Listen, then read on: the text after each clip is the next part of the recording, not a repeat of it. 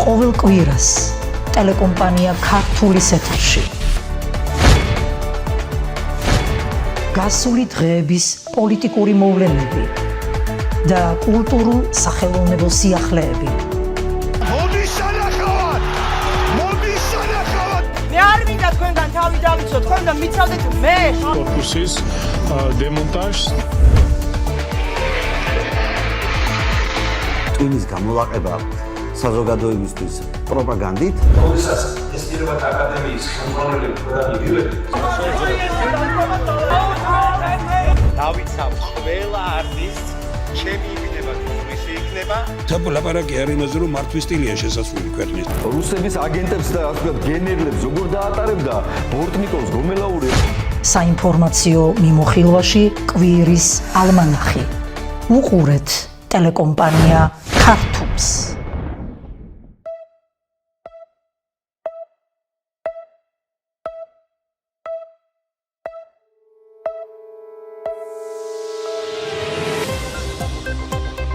ორშაბათს 18 აგვისტოს ვაშინგტონში შედგა ამერიკის შეერთებული შტატებისა და უკრაინის პრეზიდენტების შეხვედრა, რომელსაც შეუერთდნენ საფრანგეთის, დიდი ბრიტანეთის, გერმანიის, ფინეთის, იტალიის ლიდერები, ასევე ევროკავშირისა და ნატოს ხელმძღვანელები.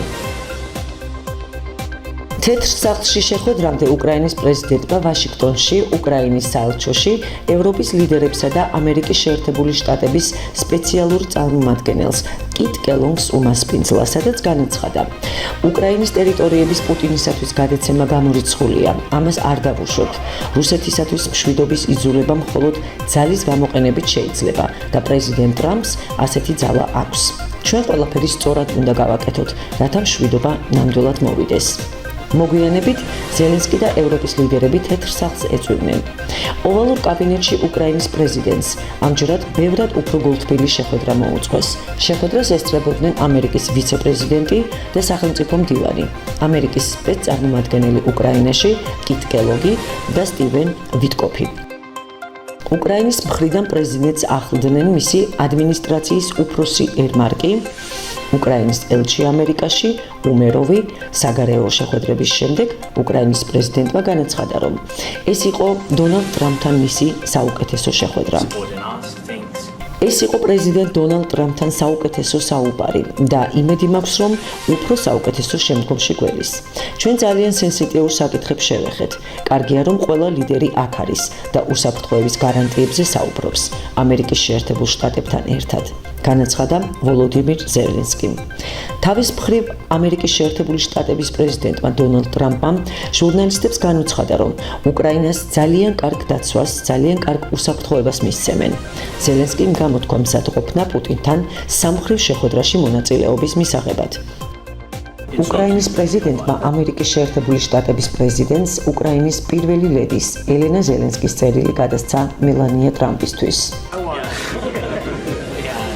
ორშაბათს ორმა ბარიერ გადალახულმა პოლიტიკურმა პარტიამ ლელო ძლიერი საქართველო და გახარია საქართველოსთვის საერთო მერობის კანდიდატად ირაკლი კუპრაძე წარადგინა.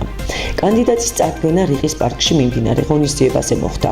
ვიცე-მერების კანდიდატებად კუპრაძემ ალეკო ელისაშვილი და ტატა ხვედელიანი წარადგინა, ხოლო საკრებულოს თავმჯდომარედ გიორგი შარაშიძე. როგორც ცნობილია, ცენტრალურმა საარჩევნო კომისიამ იმ პარტიების ჩამონათვალი გამოაქვეყნა, რომლებიც თვითმმართველობის არჩევნებში მიიღებენ მონაწილეობას.